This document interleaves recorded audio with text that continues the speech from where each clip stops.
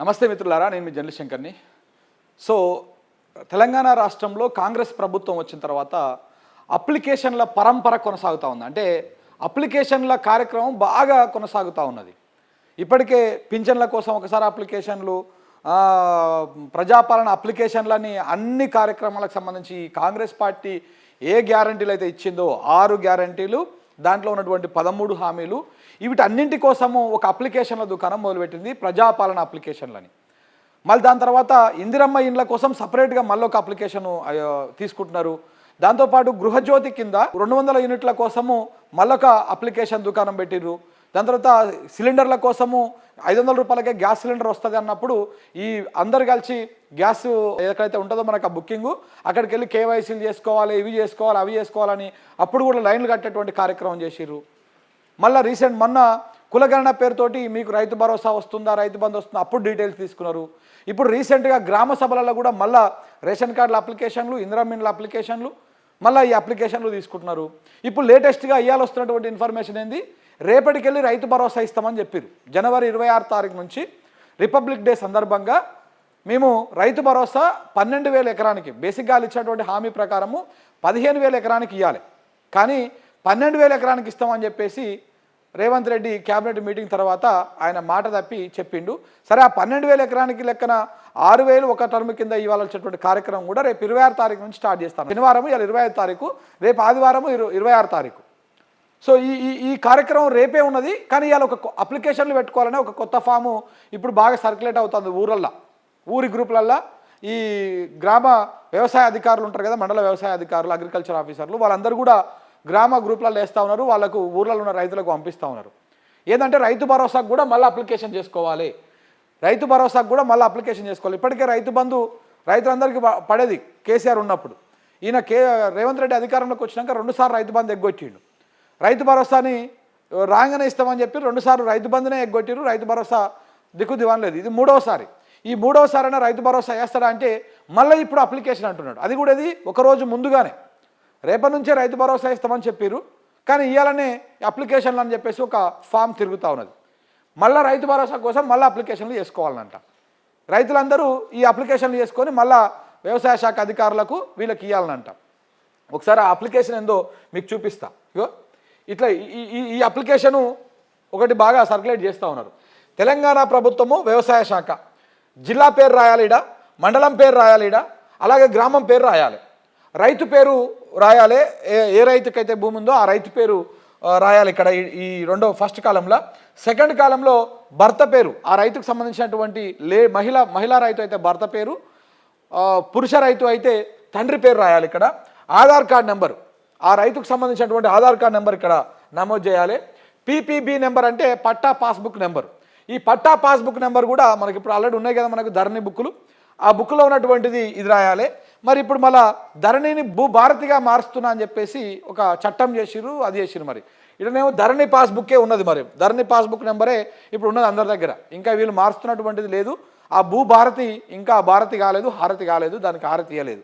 మరి కాబట్టి ఈ కార్యక్రమంలో ఇక్కడ పట్టా పాస్బుక్ నెంబర్ అడుగుతున్నారు, పట్టా పాస్బుక్ నెంబర్ ఇవ్వాలి. అట్లనే ఈ రైతుకు మొబైల్ నెంబర్ ఉంటుంది కదా, ఆ మొబైల్ నెంబర్ ఇక్కడ నమోదు చేయాలి, రాయాలి.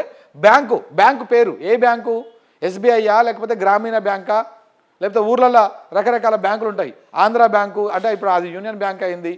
ఇట్లా ఏ బ్యాంకులో అయితే ఈయనకు డబ్బులు పడాలనో ఆ బ్యాంకు పేరు రాయాలి. ఇక్కడ పేరు రాసి బ్రాంచ్ పేరు కూడా రాయాలి. అంటే అది ఏ ఊరి కిందకి వస్తుంది, ఏ బ్రాంచ్ అనేది ఆ బ్రాంచ్ పేరు రాయాలి. దాని కింద ఖాతా నెంబర్ అని పెట్టినమాట, అంటే బ్యాంకు ఖాతా నెంబరు. ఇప్పుడు ఈ బ్యాంక్ సంబంధించినటువంటి బ్యాంక్ ఖాతా నెంబర్ ఇక్కడ నమోదు చేయాలి.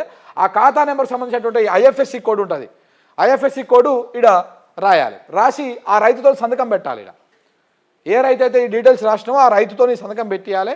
రాష్ట్రాలు ఉంటే రాయాలి, రాయని వాళ్ళు ఏలుముద్ర వేయాలి. ఇక్కడ ఏలుముద్ర వేయాలి. ఈ పై వివరములు సరిచూసి పోర్టల్లో అప్లోడ్ చేయనైనది.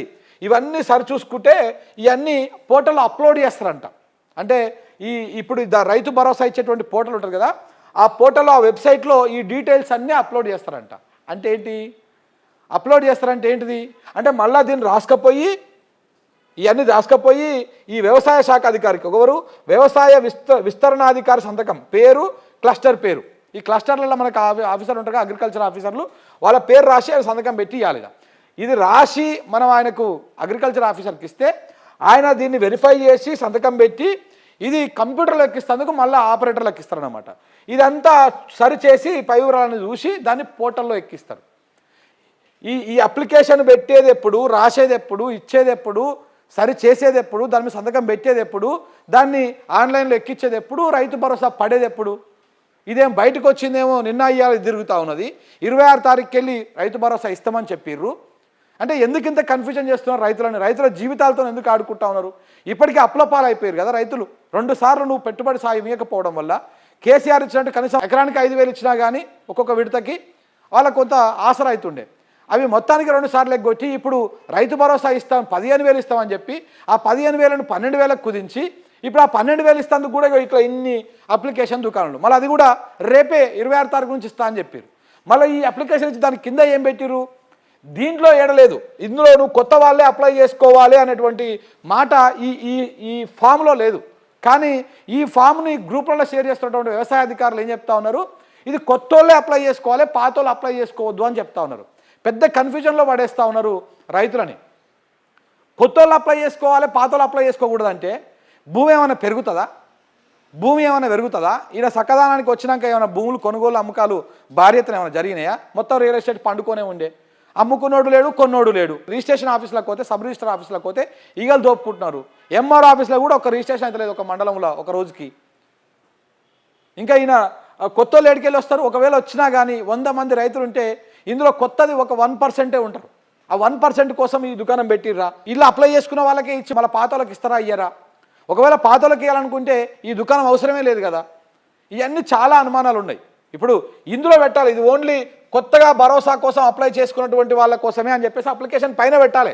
ఒకవేళ వీళ్ళ ఉద్దేశము నిజంగా కొత్తల కోసమే అప్లై చేసేది అయితే ఈ ఫాము, మరి పాతల కోసం అప్లై చేసేది అయితే ఇది అందరికీ అని చెప్పేసి అన్న పెట్టాలి. మరి ఇట్లా పెట్టి ఇది గ్రూప్లలో సర్క్యులేట్ చేస్తూ ఉన్నారు. ఏది ఈ ఫామ్ పెట్టేసి క్లస్టర్ల నుంచి ఆ గ్రూప్లల్లో ఊరు గ్రూప్లల్లో సర్క్యులేట్ చేస్తూ ఉన్నారు ఈ ఫామ్ని.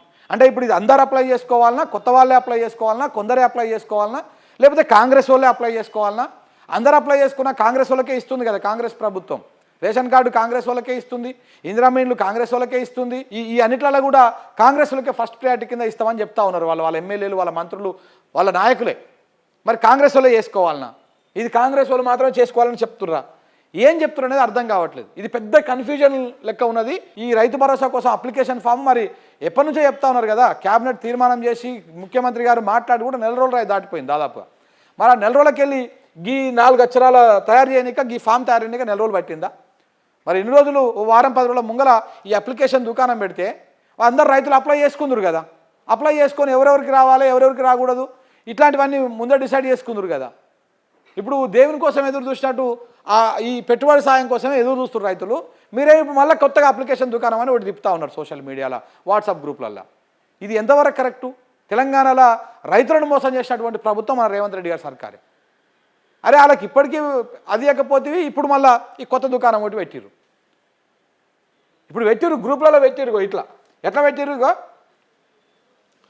ఇట్లా పెట్టి రైతు సోదరులకు తెలియజేయనది ఏమనగా రైతు భరోసా పథకం కొరకు కొత్తగా ఎవరంటే 1వ తారీఖు 1వ నెల 2025 కంటే ముందు పాస్బుక్ ఉండి ఉన్న కొత్త పట్టదారులకు మాత్రమే అప్లికేషన్ ఇవ్వగలరు. పాత పట్టదారులకు యథావిధిగా రైతు భరోసా పథకం అమలు జరుగుతుంది. కొత్త వారికి అప్లికేషను ఇవి కావాలి అని చెప్పేసి పెట్టిరు జీరాక్స్తోని. ఇవన్నీ కూడా మళ్ళీ పాస్బుక్, బ్యాంకు నెంబర్ ఇవన్నీ జిరాక్స్లు దీన్ని జత చేసి ఆ ఫామ్ నింపి అని చెప్పారు. మరి ఇదే విషయాన్ని ఈ ఫామ్లో ఎందుకు పెట్టలేదు? మరి ఓన్లీ ఇప్పుడు ఊర్లో చాలా సర్క్యులేట్ అవుతూ ఉన్నది. కొత్తోళ్ళు చేసుకోవాలన్నా, పాతోళ్ళు చేసుకోవాలన్నా, అందరూ అప్లై చేసుకోవాలన్నా. రైతులు చాలా కన్ఫ్యూజన్లో ఉన్నారు. పొద్దు నుంచి కొన్ని 10ల సంఖ్యలో ఫోన్లు. అరే ఇది ఏంది, అందరూ అప్లై చేసుకోవాలన్నా, కొందరే అప్లై చేసుకోవాలన్నా? ఇప్పుడు రైతులు ఏమంటారు? మరి కాగితమే కదా పోయేది, అందరూ అప్లై చేద్దాం పట్టిన మరి అందరూ అప్లై చేస్తారు. మరి అందరూ అప్లై చేస్తే ఇప్పుడు అందరిని మళ్ళీ ఫిల్టర్ చేసే వరకు నీకు ఎంత టైం పడుతుంది? 26 తారీఖు నుంచి ఇస్తా అని చెప్తా ఉన్నావు నువ్వు. సో కాబట్టి రైతుల లోపల ఉన్నటువంటి ఈ అనుమానాలని నివృత్తి చేయాల్సినటువంటి అవసరము ఈ ప్రభుత్వం మీద ఉంటుంది. అసలు అన్ని డౌట్లు ఉన్నాయి ఈ ఫామ్ లోపల. మళ్ళీ కొత్తగా అప్లికేషన్లు, మళ్ళీ కొత్త దుకాణము, ఇదంతా ఏంది? అసలు ఇచ్చేటిదా ఇయ్యందా ఈ రైతు భరోసా? ఇచ్చేది ఉంటే ఇస్తామని చెప్పరు, ఇవ్వకపోతే మొత్తానికే ఇవ్వమని చెప్పరు. బంధు పెట్టుర్రి, దరిద్రం పోతుంది. ఊకే రైతులు వాళ్ళ సావు వాళ్ళు చేస్తారు, వాళ్ళ బతకాలు బతుకుతారు. ఊగా ఏంది చెప్పి ఈ కథ? ఈ అప్లికేషన్లు పెట్టి రోజొక్క డ్రామా. 15,000 నుంచి 12,000 ఇస్తామని చెప్పారు. ఆ 12,000కు ఇన్ని సవాల ప్రాబ్లమ్స్ చెప్తా ఉన్నారు. మళ్ళీ ఇంకా ఇది అయిపోయాక మరి సాగు విస్తీర్ణాన్ని సాగు యోగ్యమైన భూములను గుర్తిస్తా అని చెప్పారు. మరి ఇంకా ఎప్పుడు గుర్తిస్తారో, అసలు గుర్తించేసిరో గుర్తించలేదో. ఇప్పటికే రైతు బంధులో ఏదైతే రైతు బంధులో ఒక లిస్ట్ వస్తూ ఉంది కదా రెగ్యులర్గా, ఆ రైతు బంధులో చాలా వరకు చాలామంది దాంట్లోకి వెళ్ళి ఆ లిస్టులోకి వెళ్ళి తొలగించేసిరంట. ఆ లిస్టులు ప్రతిసారి రైతు బంధు వచ్చే లిస్ట్ ఒకటి వస్తూ ఉంటుంది. ఆ లిస్టుని చాలామంది తొలగించేసిరు. మరి తొలగించిన వాళ్ళు మళ్ళీ అప్లై చేసుకోవాలన్నా వద్దా, ఏ ప్రాతిపదికన తొలగించిరు, ఏ ప్రాతిపదికన అప్లై చేసుకోవాలి, ఎట్లా అప్లై చేసుకోవాలి, ఇవన్నీ కూడా చాలా అనుమానాలు ఉన్నాయి. కానీ ఏదేమైనా తెలంగాణ రైతులారా గుర్తుపెట్టుకోండి, ఎందుకంటే ఇక మనం నిండా మునిగినాం, పడ్డాక అంటకుంటా అనదు, మనం తడవకుంటా అనము, మనకు కాకుండా అనదు. ఈ అప్లికేషన్ దుకాణం అయితే మరి తిరుగుతూ ఉన్నది. మరి మీరు కొత్త వాళ్ళు అప్లై చేసుకోవాలని చెప్తా ఉన్నారు, కానీ మరి మీరు అందరూ అప్లై చేసుకున్నటువంటి ఆలోచన కనపడతా ఉంది ఊళ్ళో చూస్తూ ఉంటే. కొంతమంది అయితే అందరూ అప్లై చేద్దాం పాటు మరి ఇక వస్తుందో పోతుందో సస్తుందో ఏదో ఒకటి, కానీ అప్లై చేద్దామని పట్టి అందరూ అప్లై చేస్తూ ఉన్నారు. మీరు కూడా ఒకసారి ఆలోచన చేయరు, మీ అధికారులతోని క్లారిటీ తీసుకొని కొత్త వాళ్ళు అప్లై చేయాలన్నా, పాత వాళ్ళు అప్లై చేయాలన్నా, అందరూ అప్లై చేయాలన్నా ఏందనేది కూడా చూడాల్సినటువంటి అవసరం ఉంది. పెద్ద కన్ఫ్యూజన్ అయితే ఉన్నది ఈ అప్లికేషన్లో.